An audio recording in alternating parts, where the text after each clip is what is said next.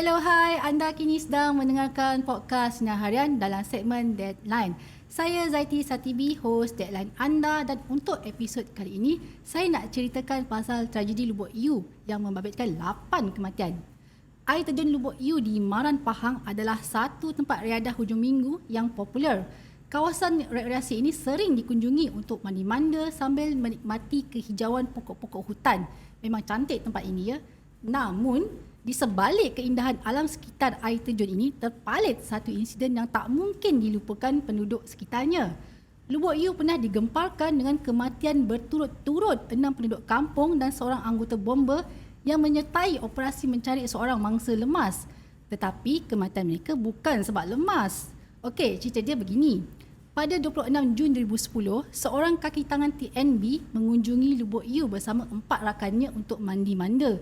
Namun dia didapati tidak timbul selepas menyelam di satu kawasan yang agak dalam. Rakannya cuba mencari tetapi tak jumpa dan mengesyaki mangsa lemas dan telah hanyut di bawah arus. Mereka kemudian menghubungi pihak polis dan bomba untuk operasi mencari. Operasi itu turut disertai penduduk kampung berikutan mangsa juga berasal dari kawasan berhampiran. Malah operasi ini juga disertai bapa mangsa dan ahli keluarga yang lain. Mayat mangsa akhirnya ditemui pada hari kelima, kira-kira 4 km dari tempat kejadian, dan selepas inilah kisah tragedi Lubuk U bermula. Dalam tempoh seminggu selepas mayat mangsa ditemui, 6 penduduk kampung yang menyertai operasi mencari meninggal dunia seorang demi seorang secara mengejut. Ini termasuk bapa mangsa meninggal dengan ketua kampung sekali meninggal. Kemudian mereka menimbulkan tanda tanya kerana sebelum kejadian masing-masing sihat. Cuma selepas operasi mencari itu ramai yang demam panas dan sakit-sakit sendi sehingga ada yang dirawat di hospital. Disebabkan penyakit mereka pada masa itu belum dapat dikenal pasti, ini mendatangkan misteri sehingga pelbagai andaian timbul dan ramai yang mengaitkan dengan kejadian mistik.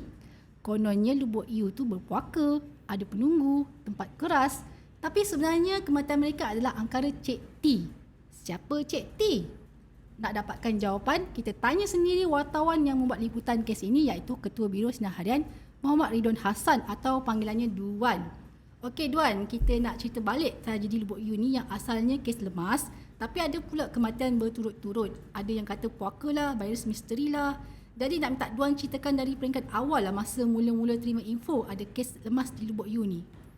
Okey, baik, terima kasih Zeti. Okey, ini adalah kejadian 12 tahun lalu. Itu berlaku pada 26 Jun 2010. Okey, masih segar dalam ingatan saya sebab ketika itu saya baru 2 tahun menjadi wartawan. Masa itu ditugaskan di skuad Maran di Pahang dan ini satu kes yang baru bagi saya sebab saya masih lagi baru bekerja sebagai wartawan. Kes besar jugalah. Agak besar dan memang kes ni menggemparkan negara. Kita kematian akibat lemas di Lubuk U bukanlah satu perkara yang luar biasa kerana Lubuk U ni memang setiap tahun dia telah meragut nyawa. Dah banyak makan korban lah. Makan korban kerana dia kawasannya sangat cantik tapi dia ada satu lubuk utama tu yang sangat dalam. Ini kerana kita lihat pada kes yang ini, kes lemas ni yang melibatkan yang berlaku pada 26 Jun 2010 ini melibatkan lelaki berusia 28 tahun. Dia menyelam pada kedalaman yang 4.3 meter. Jadi ianya sangat dalam. Jadi lubuk ni memang kebiasaannya memang hampir setiap tahun meragut nyawa. Jadi untuk kali ni kes ni dia menggemparkan negara kerana bukan sahaja kerana kes lemas tetapi 8 yang terkorban itu mempunyai kaitan dengan mereka yang ketika mencari operasi mangsa lemas ini. Kaitan macam mana tu? Dia nak rungkai misteri. Baiklah. Saya cerita mula-mula mana. Benda ni berlaku pada hari Sabtu. Pada hari Sabtu kebiasaannya memang kawasan ini jadi tumpuan, orang ramai akan pergi mandi-manda semua. Ketika itu kejadian dilaporkan berlaku pada 6.30 petang. Individu arwah yang meninggal dunia ini dia bersama dengan 4 lagi rakan-rakannya. Arwah adalah lelaki berusia 28 tahun ini adalah penduduk di Felda Jengka 17 yang tidak jauh daripada lokasi ini, daerah yang sama, bersama 4 lagi rakannya bermandi-manda. Jadi kegembiraan 5 sahabat ini bertukar tragedilah apabila dia lemas dan tidak ditemui lagi ketika itu. Jadi ketika itu saya memang dah kira dah hujung-hujung nak dekat maghrib tu kita memang dah selalunya kita dah selesai buat kerja. Jadi dia dapat panggilan daripada seorang rakan kata ada satu orang kes lemah ni dekat Lubuk U. Jadi saya pun terus pergi ke lokasi yang kurang dalam 30 minit daripada rumah saya tu di Bandar Maran di Kampung Berkat. Apabila sampai di lokasi saya lihat anggota bomba belum sampai lagi dan ada orang ramai sudah ramai di situ. Kerana kes tu telah pun cepat tersebar. Jadi lebih kurang waktu maghrib nak dekat pukul 8 tu kita tempat ketibaan anggota bomba. Jadi mereka pun dah mula untuk lakukan operasi. Jadi tak sampai 1 jam operasi dijalankan, keadaan bertukar macam cuaca mendung. Rupanya hujan turun dengan sangat lebat, operasi terpaksa dihentikan. Memburukkan lagi lah keadaan. Memburukkan lagi keadaan. Dengan dekat sana, dengan kawasan di situ tiada lampu elektrik, kawasan air pun macam ni infrastruktur kan? dalam hutan dah sangat sunyinya. Hanya bunyi ni memang sangat gelap. Jadi operasi terpaksa dihentikan kerana faktor cuaca dan membahayakan. Jadi pada malam kejadian tu saya lihat keluarga pun ada, kawan-kawan pun ada dan mereka melakukan solat hajat di situ. Pada malam kejadian saya tidak bermalam di situ kerana rumah tak jauh dan keadaannya cuaca dan saya pun tidak guarantee ni. Jadi kebiasaannya kalau masa lemas tu boleh jumpa dengan sekejap lah sebab dia berada di Lubuk saja. Tapi malam tu saya balik dan operasi bersambung semula pada besok pagi 8. Pada hari kedua, hari ketiga dan hari keempat tak jumpa lagi. Mayat masih belum jumpai. Dan mayat hanya dijumpai pada hari kelima iaitu lebih kurang pukul 3.40 petang, bukan di kawasan Lubuk yang mangsa dipercayai mula lemas, tapi 10 km mengikut aliran sungai. Ya. Jauh. 10 km daripada tempat lokasi itu mengikut aliran sungai di sebuah ladang kelapa sawit dan mayat ditemukan dalam keadaan tersangkut pada akar lah di tebing. Ya. Jadi dalam tempoh 5 hari itu, jadi kita melihat dekat sini ada banyak cerita di sebaliknya lah. Sebab Lubuk U ni memang selain terkenal dengan keindahannya, jadi di kawasan masyarakat sekeliling ni dia juga terkenal dengan cerita-cerita mistiknya, mitos-mitosnya lah. Jadi setiap kawasan tu memang ada mistiknya, jadi kita tak boleh nak nafikan, memang ada yang ni lah. Jadi masa apa yang saya boleh kongsikan di sini ketika hari kedua dan hari ketiga ni, selain sahaja perubatan-perubatan Islam ataupun usaha daripada pihak bomba alternatif, ada juga yang saya tak pasti kita boleh panggil dia bomoh ke perubatan tradisional kan juga berada di kawasan lokasi lah. Jadi mereka memang niat untuk membantu. Jadi macam-macam cerita lah. Saya setiap malam saya akan balik lebih kurang dalam pukul sebelum tengah malam. Ketika itu saya ingat lagi Ketua Polis Daerah Marang itu Deputy Superintendent Johari sangat mudah memberi kerjasama yang baik dan kita berada di lokasi sangat membantu. Dan saya bermalam pada hari ketiga. Saya dekat Lubuk U tu. Saya bermalam pada hari ketiga kerana saya rasa bawa kemah ke apa? Tak, macam tu pasukan penyelamat polis menyediakan satu katil yang macam orang askar pakai tu kan. Saya tidur di situ satu malam. Jadi sampai macam tu sekali komitmen kerja. Kita nak melihat macam mana operasi tu jalankan. Saya baru 2 tahun bekerja. Jadi saya sebelum ni memang ada kes lemas tapi ianya tak ambil masa yang lama. Tapi yang ini melibatkan ramai orang datang menengok, sampai ke malam pun masih ramai orang datang. Dan kita melihat kehadiran ramai orang yang cuba membantu dengan cara-cara masing-masing. Malam tu juga kita lihat ada yang baling bantal, ada baling beras, macam-macam lah cara-cara dia orang alternatif ni. Kita hanya melihat satu pengalaman. Jadi macam malam ketiga tu, kalau dia tanya kalau ada benda mistik yang berlaku, sebenarnya ada tidak lah. Cuma bila dia kawasan hutan, kawasannya yang sunyi, jadi kita rasa seram je lah. Kita rasa macam itulah, tapi mungkin itulah normal sajalah kan. Jadi pun anggota bomba dan anggota polis pun ketika itu sangat ramah, kita berbual-bual, jadi kita bertanya boleh. Itu pada masa sama saya dapat menimba pengalaman lah macam mana operasi dia orang ini, apa yang berlaku next, apa yang dia akan buat laku seterusnya lah kan. Jadi pada hari besoknya, hari keempat tu operasi masih tak jumpa dan dijumpai pada hari kelima lah. Tapi itu bukan berakhirnya. Bukan daripada sini. Kita anggap di sini bermulanya. Tapi sebenarnya di sinilah bermulanya kisah tragedi yang menyayatkan hati ini. Ia memberikan kesan kepada saya dan saya rasa selain daripada masyarakat sekeliling dan terutamanya keluarga waris yang meninggal dunia, tapi secara peribadi saya yang bekerja ketika waktu itu, ianya betul-betul menyentuh hati perasaan lah, sebab kita melihat seorang demi seorang kehilangan nyawa. Jadi dan ianya menimbulkan satu waris tertanya-tanya apa sebenarnya yang berlaku. Kerana ada persamaan mereka ni semua ada terlibat secara langsung atau tidak langsung, tapi kebanyakan adalah menawarkan diri sebagai sukarelawan. Ketika kejadian operasi itu melibatkan 56 pasukan penyelamatan, termasuklah 27 sukarelawan yang terdiri daripada penduduk kampung. Jadi saya pun fikir, selepas mayat dijumpai, lepas tu kita pun interview keluarga mangsa, dia orang bersyukur semua apa ni. Saya ingatkan selepas ke bumi, perkara ini sudah selesai. Rupanya di sinilah yang bermulanya. Macam mana saya boleh merungkai apa kaitan-kaitan, kerana ialah kita tidak boleh membuat sebarang kesimpulan sendiri kan, tapi apa yang boleh nampak di sini macam mana ada persamaan dengan mereka ni. So kematian pertama berlaku adalah pada hari ketiga selepas mayat dijumpai. Mayat mangsa lemas pada 26 Jun dan dijumpai pada hari kelima iaitu 30 Jun. Kematian pertama berlaku adalah pada 3 Julai. Itu 3 hari yang kemudian. Tetapi masa 3 Julai, kematian pertama 3 Julai, kematian kedua pada 6 Julai. 6 Julai ada 2 kematian, so ada 2. Lepas tu pada 7 Julai, 8 Julai dan 9 Julai. Dalam tempoh 7 hari ada 6 kematian yang berlaku. Tetapi saya tidak sedar benda ni berlaku pada kematian pertama. Jadi sebab kalau berlaku pada kematian pertama, kita anggap ianya biasa sajalah kan. Tapi saya tahu kerana kematian pertama ini adalah melibatkan seorang peneroka Felda di Ulu Jempol, iaitu yang tak jauh dalam 7-8 km daripada lokasi kejadian, dan saya dipahamkan juga saudara kepada mangsa lemas ini. Jadi dia mesti dah datang pergi pada hari inilah kan. Lepas tu saya tahu dia ni meninggal dunia, ada kematian berlaku. So pada kematian yang kedua berlaku pada 6 hari bulan. Kematian yang berlaku pada 6 hari bulan ini adalah rakan kepada kematian yang pertama. Jadi mereka juga kedua-duanya ada terpergi ke sana. Tapi kematian yang kedua ni dia mengalami simptom yang sama. Mereka mengalami simptom yang sama, iaitu muntah, batuk-batuk, lepas tu sakit sendi dan rasa hilang tenaga, itulah mungkin jadi dia ada persamaan. Jadi saya dua kematian yang saya ketahui ini, saya anggap tidaklah saya membuat kesimpulan bahawa ini ada benda yang tak kena, tidaklah sebab biasalah orang biasa meninggal tu tak ada sebab pula kan, kematian biasa. Sekalipun kematian pertama ni melibatkan berumur 52 tahun, kematian kedua tu adalah 56 tahun, warga emas lah, dia berumur 50 tahun ke atas. Dan pada hari saya dapat rasa sesuatu adalah pada kematian yang ketiga, iaitu pada 6 Julai juga, bapa kepada mangsa lemas ini juga meninggal dunia.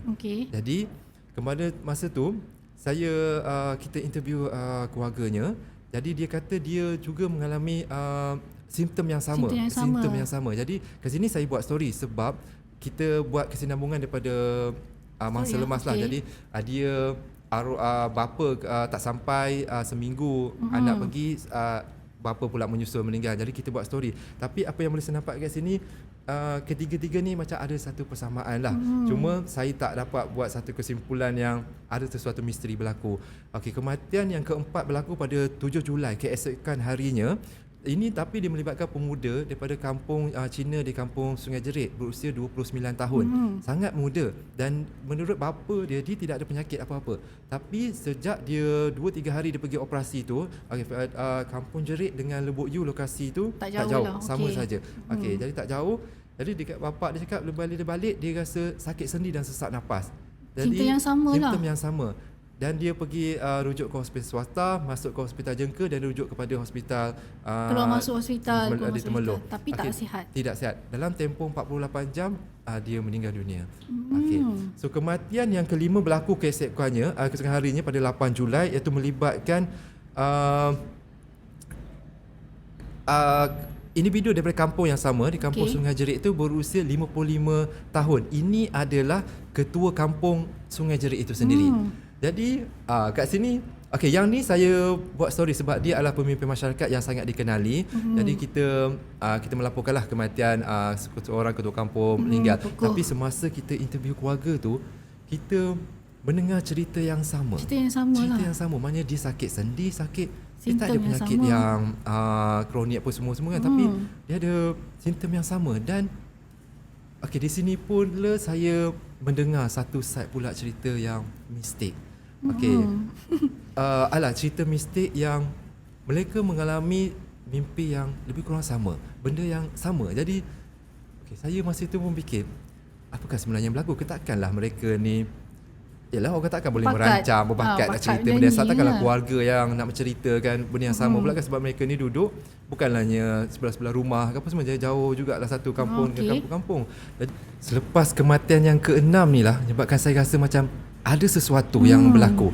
Sebab ini semuanya ada kaitan. Ke-6 mereka ni ada semasa operasi itu 5 hari operasi itu berlangsung. Jadi saya pergi, masanya saya perlu menyiasat apakah yang berlaku. Ini memang ada sesuatu yang berlaku, tapi apa yang saya peroleh di sini ketika ini, punca kematian tu adalah kerana simptom-simptom yang sesak nafas, masalah jantung, ataupun kerana setiap yang 6 orang ni ada sejarah sakit, kencing manis, diabetes, buah pinggang dan penyakit yang melibatkan warga emas ini. Cuma seorang sahaja yang berumur 29 tahun itu pun yang dia mengalami sesak nafas dan saiznya badannya sedikit besar. Okey, jadi saya lihat benda yang sama. Jadi kita tidak tahu apa benda, tak boleh nak buat kesimpulan ini disebabkan oleh penyakit X apa ni, tapi kerana mereka memiliki simptom yang sama, jadi kita melaporkan virus misteri berlaku di situ. Ketika itu saya cuba mendapatkan daripada Jabatan Kesihatan, tapi bendanya masih dalam siasatan.